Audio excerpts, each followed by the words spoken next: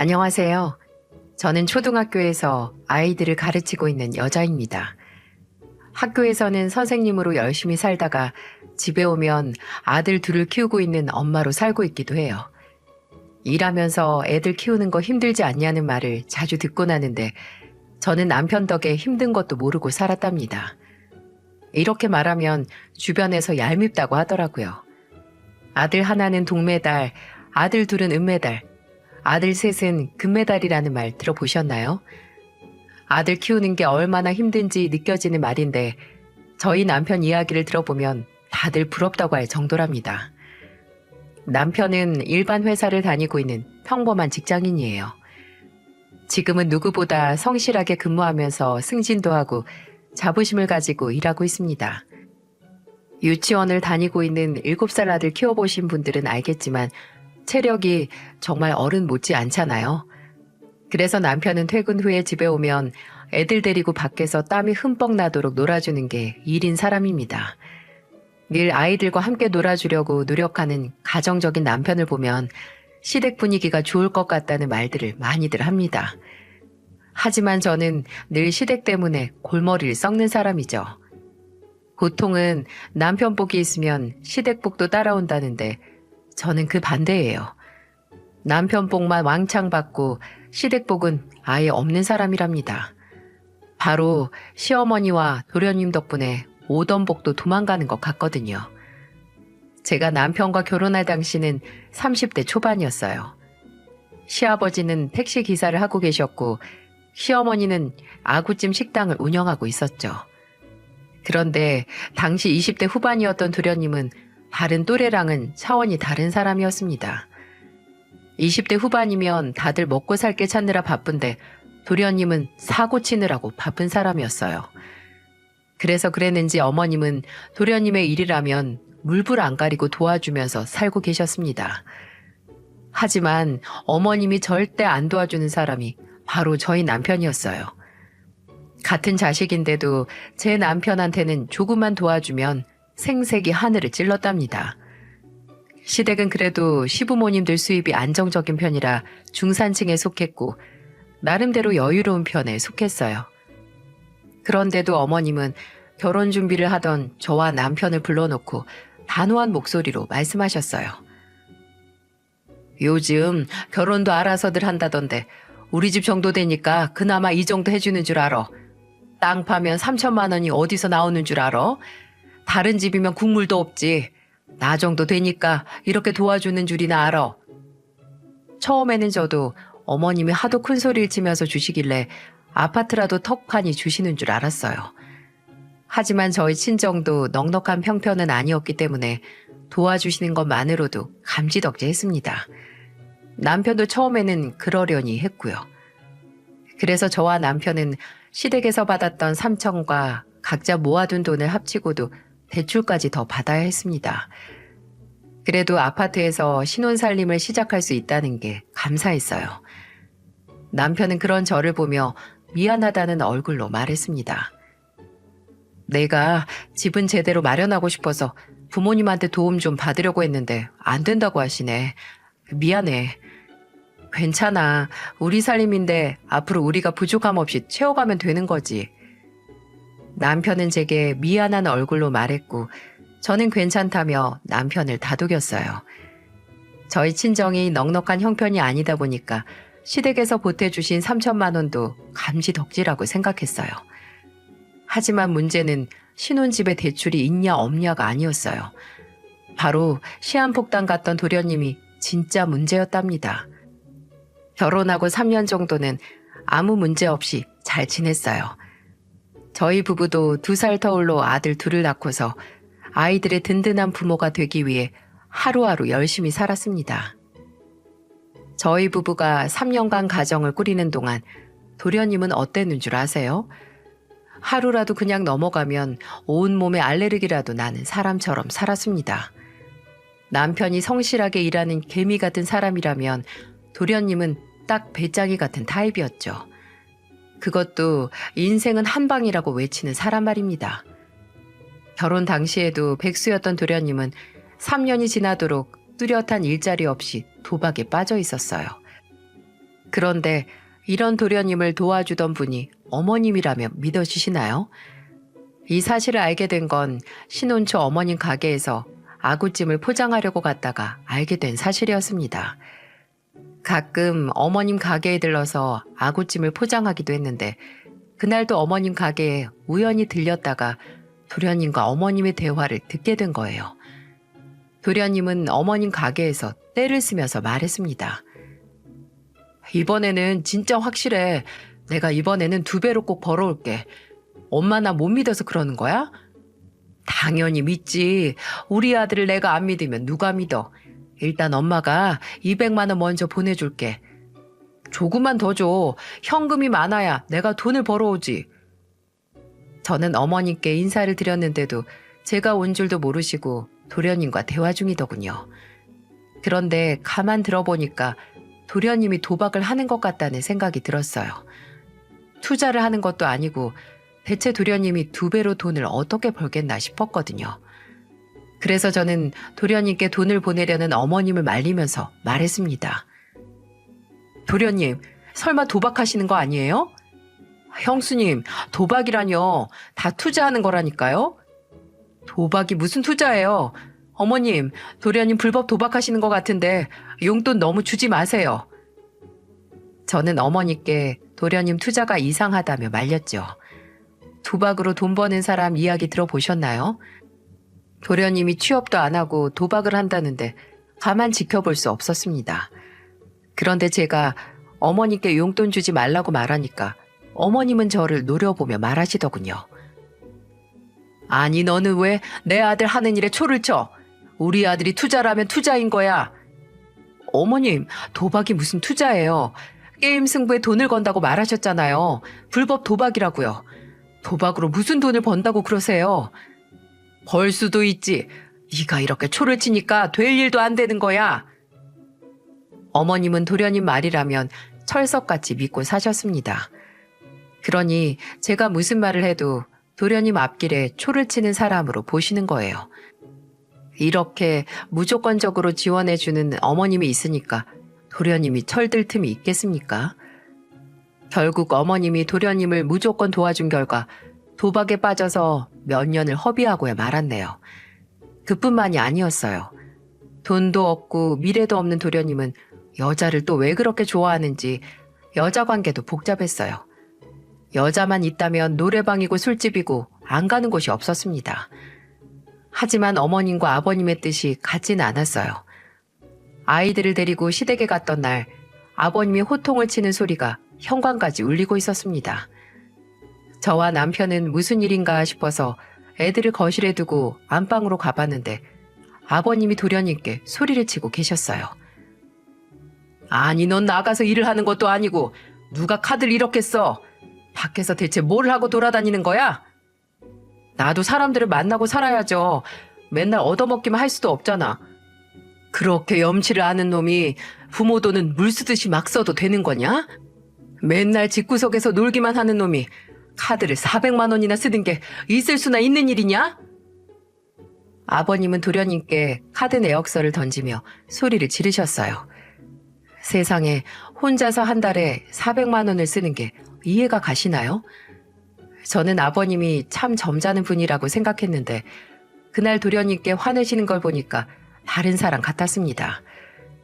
제가 부모라도 자식이 정신 못 차리고 400만 원을 흥청망청 쓰고 다녔다고 생각해보면 아버님이 화내실 만도 하다고 생각했어요. 그런데 어머님은 사고만 치는 도련님이 뭐가 그렇게 안타까운지 아버님을 말리면서 말했습니다. 아니 왜 자꾸 아들 기를 죽이고 그래요? 당신이 맨날 저렇게 구박만 하니까 나가서 기도 못 펴고 살잖아요. 기를 못 펴는 게 아니고 머리가 나쁜 거야. 당신이 이렇게 감사니까 저놈이 아직도 정신 못 차리는 거라고. 저놈 자식 카드 당장 뺏어. 결국 도련님은 카드를 뺏기고 말았고 어머님도 한 번만 더 도련님께 신용카드를 주면 도련님을 아예 집에서 내쫓겠다면서 말씀하셨어요. 이 정도로 된통 당했으면 안 도와줄 법도 한데 어머님은 30이 넘은 도련님을 품 안의 자식처럼 계속 도와주고 있었습니다. 이런 걸 자식 사랑이라고 봐야 할까요? 시간이 지날수록 어머님의 도련님 사랑은 사그라들 줄 몰랐습니다. 어머님이 도련님 일이라면 무조건적으로 도와준 결과 도련님은 제 아이들이 7살과 5살이 되던 해까지도 정신 나간 사람처럼 살았어요. 그런데 저는 망나니 같은 도련님이 저희 아이들에게 해가 되는 존재가 될 줄은 꿈에도 몰랐답니다. 어느 날 남편이 집에 왔는데 아이들이 집에 없다면서 제게 전화를 했던 거예요. 저는 학교에서 일을 끝내고 나오다 남편 전화를 받고 깜짝 놀랐습니다. 그래서 허겁지겁 집까지 달려갔어요. 그런데 저는 집으로 가다가 도련님을 마주치고 깜짝 놀라고 말았어요. 바로 도련님이 오토바이에 첫째를 태우고 운전을 하고 있었던 거예요. 가족 중에 누군가 오토바이 탄다고 하면 어떤 기분이 들 것 같은가요? 저는 오토바이 타고 아무것도 모르고 신나 있는 첫째에게 달려갔습니다. 도련님은 길가에 오토바이를 세우고 저를 보면서 환하게 웃으면서 말했어요. 형수님, 제가 애들 데리고 드라이브 좀 시켰어요. 도련님, 애를 태우고 왜 오토바이를 타세요? 이러다가 사고라도 나면 어쩌시려고요? 사고 안 났잖아요. 왜 화를 내고 그러세요? 기껏 애들 봐줬더니. 저는 위험하게 오토바이를 타는 도련님께 화를 냈는데 도련님은 도리어 제가 화를 낸다면서 또 화를 내더군요. 정말 기가 막혔습니다. 유치원생 데리고 오토바이 타고 돌아다닌다고 하면 좋아할 부모가 있겠어요? 너무 화가 났던 저는 어머님께 전화를 걸었죠. 도련님이 오토바이 살 능력이나 있었겠습니까? 누가 봐도 어머님이 사줬을 게 뻔하니까요. 그래서 저는 어머님께 전화를 걸어서 화를 내듯 말했어요. 어머님, 설마 도련님 오토바이 사주셨어요? 배달 일해보겠다고 해서 하나 사줬는데 왜 그러니? 이젠 내가 그런 것도 허락받아야 되니? 오늘 도련님이 저희 애들 데리고 오토바이 타신 거 알고 있으세요? 글쎄, 애들 둘 다 데리고 나가서 번갈아 가면서 태우고 다니셨다니까요. 애들 놀아줬으면 고마워해야지. 너도 참 뻔뻔하다. 어머님의 말에 어안이 다 벙벙하더라고요. 이 상황이 정말 제가 잘못한 건가요? 저는 속이 터져버리는 것 같았답니다. 결국 옆에서 보다 못한 남편이 전화를 바꿔들고 어머니께 말했어요. 애들이 어리니까 다시는 오토바이 못 태우게 하세요. 해달 일은 안 하고 동네만 한량처럼 돌아다니는 건 알고 계세요? 제발 해달라는 것 좀 다 해주지 마세요. 그러다가 정말 큰 사고 쳐요. 남편은 어머님께 당부하듯이 말했고 어머님도 마지못해 알았다고 하시면서 전화를 끊었습니다. 저는 도련님이 생각 없이 사는 게 저희 가족한테 이런 영향을 끼칠 줄은 미처 몰랐네요. 그날 애들한테 큰 사고라도 난 줄 알고 가슴이 철렁 내려앉았어요. 저와 남편은 도련님께 다시는 애들 데리고 오토바이 타지 말라면서 신신당부를 했습니다. 솔직히 누가 좋아하겠습니까? 그런데 결국 도련님은 사고를 치고 말았습니다. 오토바이를 타고 골목길을 빠르게 지나가다가 결국 길 가던 행인이랑 접촉사고가 나고 만 거예요. 정말 아무것도 안 하면서 참 가지가지 한다 싶지 않습니까?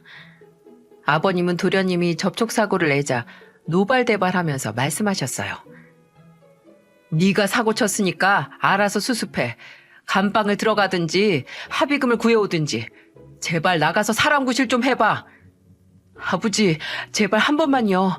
이번만 도와주시면 정말 정신 차릴게요. 내가 네 말에 한두 번 속아? 이런 배은망덕한 놈아. 도련님은 아버님께 싹싹 빌면서 말했지만 아버님께 씨알도 안 먹혔어요. 아버님은 어머님과 다르게 도련님께 단호했습니다. 하지만 다친 사람이 있는데 어쩔 수 있었겠어요? 결국 아버님은 도련님을 도와줄 수밖에 없었죠. 그리고 다친 사람과 합의가 끝나자 도련님 오토바이를 바로 처분하셨고요. 골칫덩어리 같은 걸 없애버리니까 속이 다 시원했어요. 그런데 어머님은 그 와중에도 아버님을 보면서 도련님 걱정을 하면서 말씀하시더군요. 이번에는 우리 아들이 제대로 일하나 했는데 네가 옆에서 초를 치는 바람이 그런 거 아니야? 어머님, 제가 초를 안 쳤어도 도련님은 사고 쳤을 거예요. 하여튼 너도 꼭 네 새끼 키워봐라. 마음처럼 되는지. 어머님은 그렇게 한평생을 도련님을 품고 살려는 사람 같았어요. 어머님은 어쩜 그렇게 도련님 일이라면 물불을 안 가리셨을까요? 그래서 저는 어머니께 왜 이렇게까지 막내 도련님을 감싸는지 물어볼 정도였습니다. 그때 어머님은 도련님이 아픈 손가락이라면서 울면서 말하더군요. 우리 막내 아들이 기회만 있으면 잘할 텐데 마음처럼 안 되니까 얼마나 안타까운지. 이런 게 엄마의 심정이란 거야. 네가 뭐 알턱이 있니? 저도 제 아이들을 많이 아끼고 사랑하지만 어머님의 도련님 사랑은 도무지 이해할 수 없었습니다. 여러분들은 저희 어머님의 막내 도련님 사랑이 이해가 가시나요? 이렇게 허황된 꿈을 꾸는 도련님을 한없이 아껴주는 저희 어머님. 다른 사람들한테는 엄청 깐깐하고 사람 열받게 만드는 재주가 있는 분이셨어요. 특히 저한테 말입니다. 어머님은 온 세상 며느리와 저를 비교하기 바쁘셨죠. 그때가 아버님 생신이라 집에서 밥을 먹게 됐어요. 외식을 하려고 했지만 아버님은 애들 데리고 나가면 제가 힘들다면서 그냥 집에서 편히 먹자고 말씀하시더군요. 아버님은 늘 저와 남편을 대견하게 생각하셨어요. 하지만 어머님은 그날 집에서 아버님 생신상을 준비하는 저를 보면서 비꼬듯이 말씀하셨어요. 다른 집 며느리는 시부모 생일이면 고급 레스토랑을 간다는데 넌 시아버지 생일까지 집구석에서 이게 뭐냐? 정말 가지가지 한다. 아버님이 집에서 편히 드시고 싶다고 하셔서 집에서 챙겨드리는 거예요. 그래서 일부러 아버님이 좋아하는 음식으로 준비했잖아요. 아유, 구질구질해. 넌 좀 다른 집 며느리들 어떻게 하나 보고 배워. 용돈은 뭐 제대로 챙겨오긴 했어? 설마 이런 음식으로 퉁치는 거 아니지? 어머님은 주방에서 바쁘게 움직이는 제가 마음에 안 드셨는지 저를 지켜보며 말했어요. 대체 뭘 배우라는 건지 딱 알 수 있었습니다. 어머님이 말하는 건 바로 용돈이었던 거예요. 왜 아버님 생신에 어머니까지 용돈 타령을 하나 기가 막혔습니다. 어머님이 주방에서 저를 따라다니면서 다른 집 며느리 이야기를 늘어놓자 아버님이 주방으로 오셔서는 어머님을 보며 말했습니다. 용돈만 보내고 얼굴 안 비추는 며느리들이 얼마나 많은데, 그리고 당신 말이야. 다른 집 시어머니는 어떻게 하는지 비교하면 한도 끝도 없는 거 알고는 하는 소리야? 당신은 왜 며느리 생각만 해? 나도 며느리한테 이런 말 정도는 할 수 있잖아. 그러는 당신은 막내 아들 생각뿐이면서 왜 이제 와서 며느리 생각하는 척이야? 괜히 도움도 안 되면서 입만 놀릴 거면 거실 가서 애들이나 보고 있어.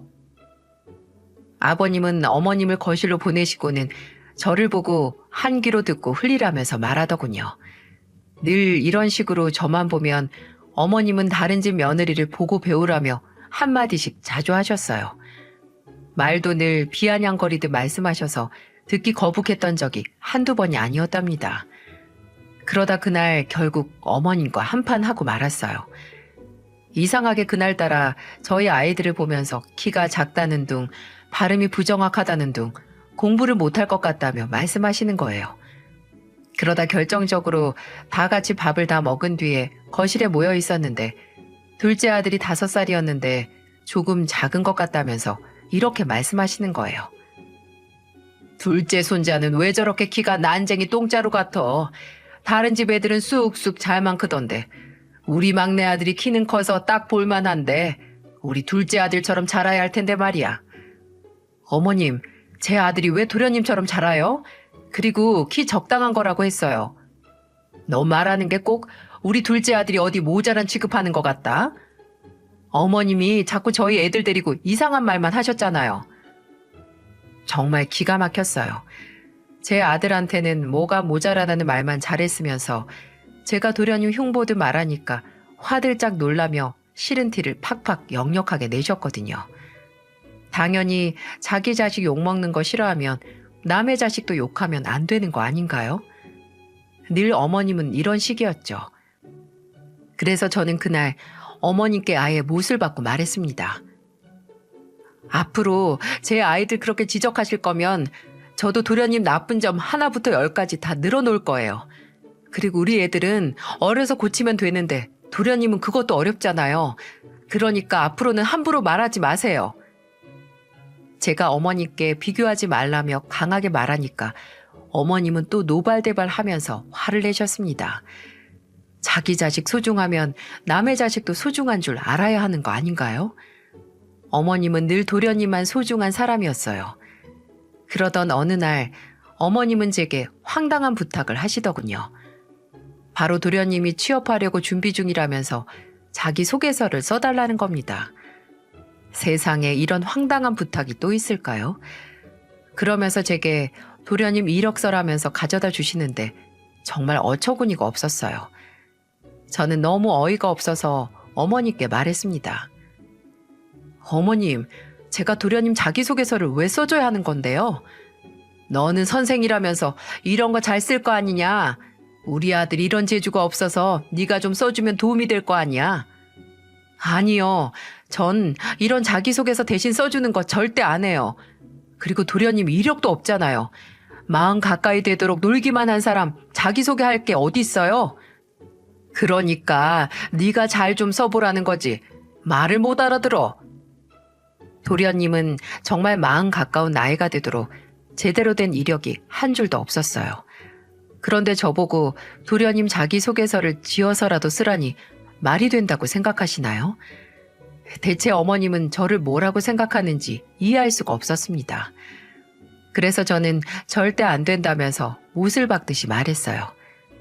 하지만 어머님은 끝까지 가족끼리 그런 것도 못 해주냐면서 거의 때를 쓰듯이 말했습니다. 결국 저는 어머님의 부탁을 끝내 거절했어요. 그랬더니 무슨 일이 벌어졌는 줄 아시나요? 글쎄 어머님이 학교 앞까지 저를 찾아오신 거예요.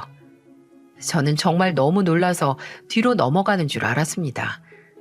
어머님은 퇴근하는 저를 보자마자 큰 소리로 말씀하셨어요. 아예 지금 이렇게 온 김에 제대로 좀 해줘봐. 학교 선생이라는 게 이게 뭐가 어렵다고 정말. 네, 어머님 말씀대로 저 학교 선생님이에요. 그래서 이런 이력서 대신 써주는 양심 파는 일 절대 못하니까 가지고 돌아가세요.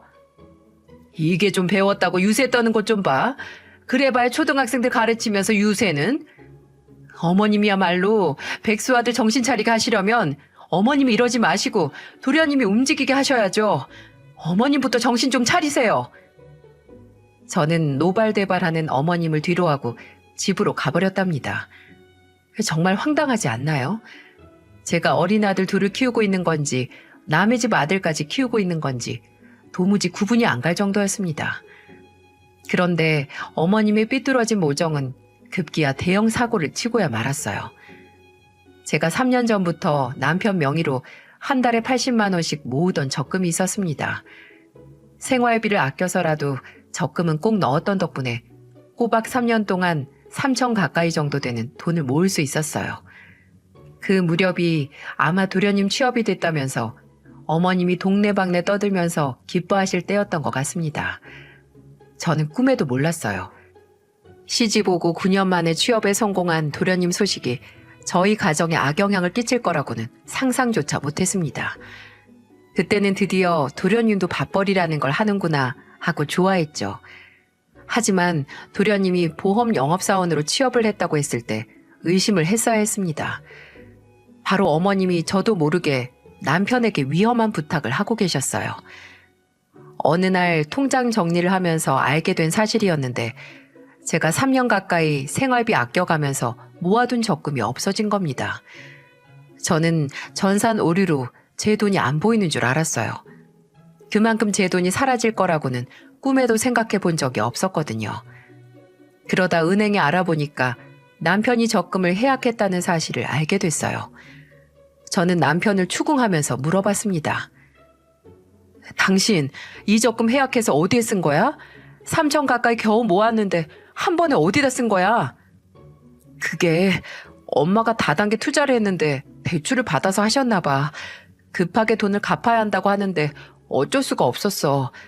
급하다는데 어떡해. 몇 개월 뒤에 주기로 하셨으니까 믿고 기다려보자. 당신 미쳤어? 그걸 어떻게 믿고 가만히 기다려? 당장 가서 받아와. 저는 남편에게 소리를 지르면서 말했어요. 아무리 가족이라도 3천을 그냥 빌려주는 사람이 어디 있습니까? 게다가 어머님 같은 경우에는 언제 태도가 바뀔지 몰라서 늘 불안했거든요. 그래서 남편에게 당장 돈을 받아오라면서 등을 떠밀어야만 했어요. 그렇게 남편과 둘이 시댁으로 쫓아갔는데 어머님이 마침 혼자 계시더군요. 그리고는 갑자기 찾아온 저희를 보고 놀란 듯 바라보셨어요. 저는 망설일 것도 없이 어머님 앞으로 가서 말했습니다. 어머님, 3천만 원 빌려가셨다면서요? 저희 그 돈 필요해요. 그러니까 바로 갚아주세요. 아니, 내가 내 아들 돈 빌렸는데 네가 뭔데 돈을 내놓으라고 난리야? 그거 남편 명의로 가입한 것뿐이지 제가 넣은 돈이에요. 그러니까 얼른 주세요. 제가 어머님을 보면서 단호하게 말하자 남편도 옆에서 거들면서 말하더군요. 그 돈 주세요. 제가 생각이 짧았어요. 부부인데 상의도 안 하고 혼자 결정했어요. 그게 그 돈 투자한 게 아니고 막내 보험회사 영업사원으로 간 거라서 차가 필요하다고 하잖니. 그래서 편하게 다니라고 그랜저한테 뽑아줬어. 네 아빠한테 말해봐야 보나마나 안 된다고 할 테고. 그 돈 일하면서 갚는다니까 믿고 한번 기다려보자. 그리고 힘들 때는 돕고 살아야지.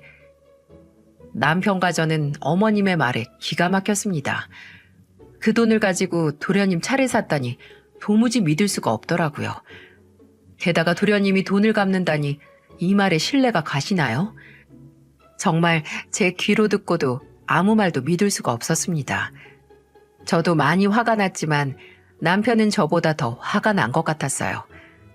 그럴 만도 했던 게 남편은 그동안 도련님한테 가려져서 아무런 지원도 못 받고 컸다고 했습니다. 그러니 이렇게 눈 뜨고 코 베인 상황이 화가 날 만도 하지 않겠습니까? 결국 남편은 어머니께 호통을 치면서 말하더군요. 그동안 저희한테 해준 것도 없으면서 정말 너무하신 거 아니에요? 왜 맨날 막내한테만 그렇게까지 해주시는 건데요? 저는 정말 엄마가 이해가 안 가요. 당장 제 돈 내놓으세요. 형제끼리 그 정도도 못 도와줘? 내가 너희들 클 때 그렇게 가르쳤니? 아니요. 엄마 밑에서 크다 보니까 내 밥그릇은 내가 지키는 거구나 하고 배워서 돈 받으러 온 거예요. 그러니까 제 돈 내놓으시라고요. 못 줘. 벌써 차 다 뽑았는데 그 돈이 어디서 나와? 적반하장도 유분수지. 이제 와서 돈 없다고 배째라는 식의 어머님 태도가 납득이 가시나요?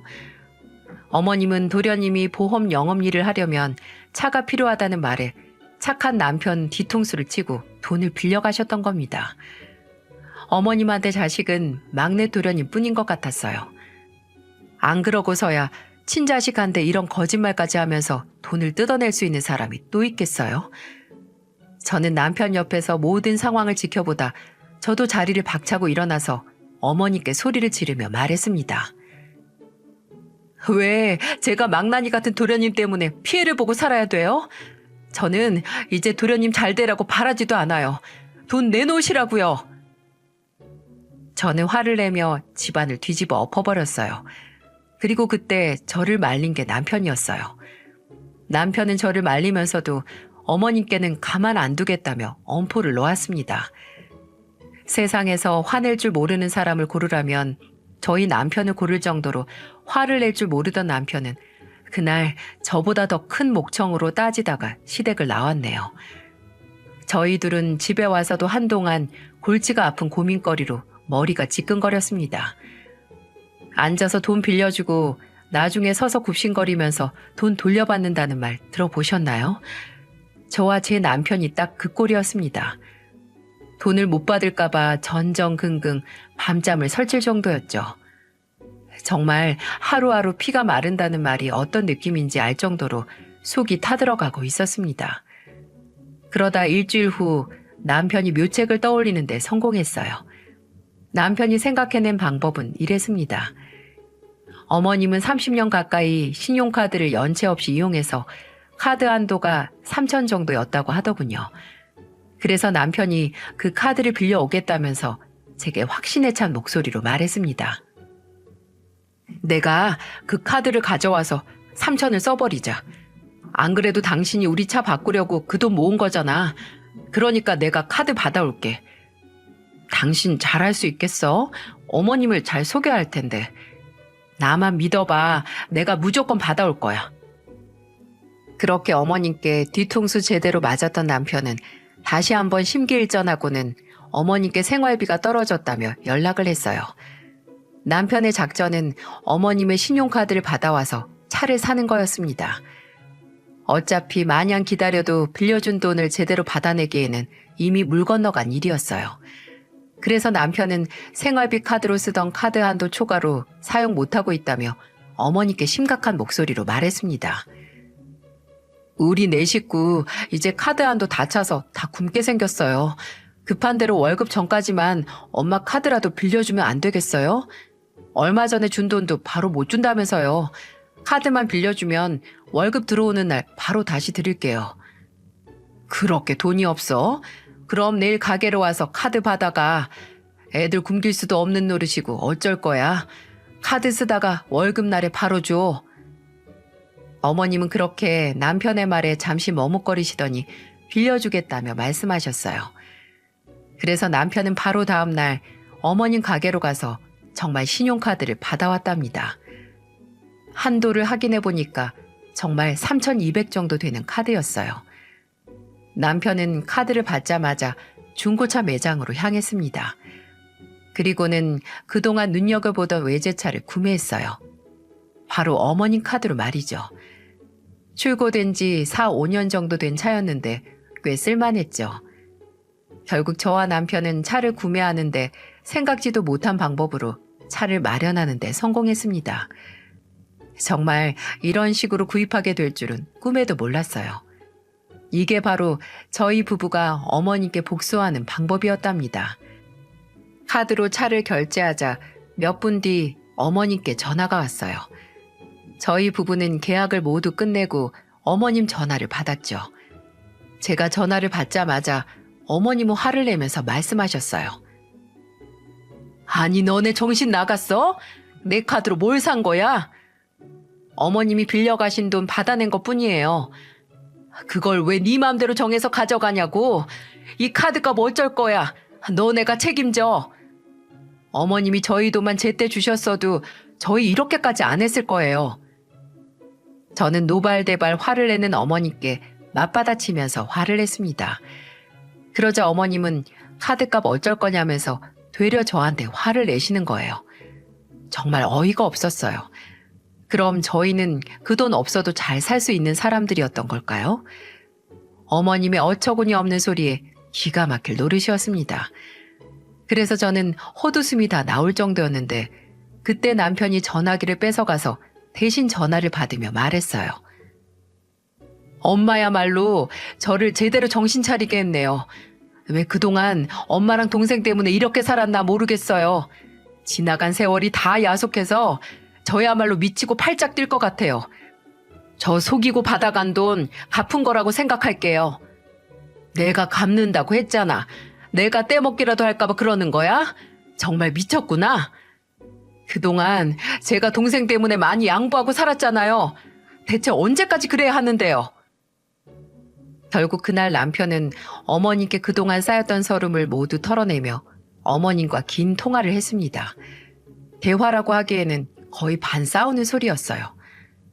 저는 시집 오고 잠깐 겪은 것만으로도 어머님의 도련님 사랑이 유별나다 싶었는데 그런 도련님과 같이 찌지고 뽑고 살았던 남편은 심정이 오죽했겠어요. 저는 어머님에 대한 남편의 배신감이 유독 크다는 걸 느꼈죠. 그렇게 저희 부부가 어머님 카드로 3,200만 원을 결제한 이후로 어머님은 밤낮 없이 전화를 하셨어요. 그리고 어쩌다 전화를 받아보면 늘 똑같은 소리뿐이었어요. 카드값 당장 안 내나? 정말 미친 거냐? 누구 미쳐서 쓰러지는 꼴 보고 싶어서 이러는 거야? 뭐야? 늘 항상 이렇게 화를 내셨어요. 누가 보면 정말로 돈이라도 무작정 뜯어간 것 같지 않나요? 저희 돈은 돈도 아니고 어머님 돈만 돈인가요? 진짜 어머님 때문에 미치기 일보 직전 상황에 아버님이 저희 집을 찾아오셨어요. 어머님과 함께 찾아온 아버님은 저희 부부와 대화를 하고 싶다며 말씀하셨어요. 그리고는 아버님이 어머님께 호통을 치면서 당장 사과하라며 말씀하셨어요. 그제 어머님은 고개를 숙이고는 울먹이는 목소리로 말하셨어요. 내가 생각이 짧았어. 막내가 취업하면 다 될 줄 알고 그랬는데 정말 미안하다. 엎드려 절받기라도 사과를 받았다고 해야 합니까? 옆구리 찔러서 받은 사과에 남편도 어처구니가 없었는지 이렇게 말하더군요. 왜 항상 막내만 잘 된다고 생각하세요? 막내가 잘 되길 바라시면 그렇게 하면 안 되는 거잖아요. 그게 정말 막내를 위한 거라고 믿으시는 거예요? 내가 그동안 자식 정말 잘못 키웠다. 미안해. 남편은 어머님의 사과에서 깊은 한숨을 몰아쉬었습니다. 그러자 아버님은 저와 남편을 보면서 진지한 목소리로 말씀하셨어요. 내가 집안의 가장으로 무슨 일이 있는 줄도 모르고 있었어. 내가 우리 며느리 볼 면목이 없다. 매번 도와주지 말라고 해도 이 사람이 막내 아들이라 그런지 이렇게까지 감싸고 있는 줄 몰랐어. 내가 너무 미안해서 큰 돈은 아닌데 500만 원이다. 받아둬라. 아버님은 흰 봉투를 건네며 말씀하셨어요. 저는 아버님이 돈을 건네주실 줄은 몰랐어요. 그래도 저희 부부를 생각해주는 사람은 아버님뿐이구나 싶었죠. 그리고는 저희 부부에게 돈을 건네면서 말씀하셨어요. 내가 앞으로 이 사람이 한 번만 더 막내 아들 위한답시고 너희한테 무리한 부탁하거나 사기라도 치면 바로 이혼하기로 했다. 그러니까 너희들도 너무 걱정 말고 당신 알았어 몰랐어. 얼른 제대로 사과해. 저희에게 어머님 깍 붙잡고 단속하겠다던 아버님은 다시 한번 어머님을 다그치듯 말씀하셨어요. 그러자 어머님은 저희 부부를 보면서 다시 한번 사과를 하셨어요. 그리고 그날 이후 놀라운 일이 벌어졌습니다. 어머님은 늘 도련님 뒤만 전전긍긍 쫓는 사람처럼 매일 1시간에 한 번씩 전화를 하곤 하셨는데 이젠 전화도 안 하시는 것 같았어요. 그리고 아예 경제권도 아버님이 모두 가져가셔서 어머님은 그야말로 가게 일에만 집중하시게 된 겁니다. 아버님이 혹시라도 어머님이 또 한 번 도련님 돕겠다며 무리할까봐 특단의 조치를 내리신 거예요. 그리고는 저한테 전화해서 신이 난 목소리로 말씀하시더군요. 요즘 별일 없지? 내가 아주 제대로 잡고 있어. 우리 막내한테도 회사 나오는 순간 집에서 쫓겨난다고 엄포 놓으니까 울며 겨자 먹기라도 꾸역꾸역 잘 다니고 있어. 그동안 네가 고생 많았다. 아니에요, 아버님. 저희 생각해 주셔서 감사드려요. 내가 준 돈으로 내 식구 외식이라도 하고 드라이브라도 해. 그럼요. 아버님도 다음에 꼭 모시고 한번 같이 갈게요. 내신 도련님이 회사를 그만둘까봐 걱정이었는데 아버님이 그만두면 쫓아낸다는 말에 어떻게 해서든 버티시는 것 같았어요. 이제는 도련님도 혼자서 사는 법을 배울 수 있도록 어머님이 잠시 도련님께 신경을 끄는 게 좋을 것 같았습니다. 이렇게 크게 뒤통수 한번 맞고 나니까 정신이 번쩍 차려졌어요. 역시 가족이라도 어느 정도 쓴소리는 하면서 지내야 발전적인 관계로 지낼 수 있는 것 같다고 느꼈습니다. 요즘 아이들이랑 여행도 다니고 드라이브도 하느라 바쁩니다. 애들은 금방 큰다는데 한참 좋은 걸 참 많이 보여주고 싶다는 욕심이 생기더라고요. 옛말에 매로 키운 자식은 효성이 깊다는 말 들어보셨나요? 잘 되라고 매로 때리고 꾸짖어 키운 건 자식도 부모의 공을 알아서 효도를 한다는 말이더군요. 부모가 자식 아끼는 마음이야 자식이 모를 리가 없겠죠. 그러니 모든 사랑은 적당한 게 좋은 것 같다고 생각합니다. 눈먼 사랑만큼 위험한 게 또 없는 것 같아요. 그러니까 우리 모두 자식을 위해서라도 부모의 마음가짐을 더 굳건하게 잡는 게 좋을 것 같다는 걸 느꼈습니다. 제 사연 들어주셔서 정말 감사드려요. 모두들 행복한 가정 이루시길 바라겠습니다.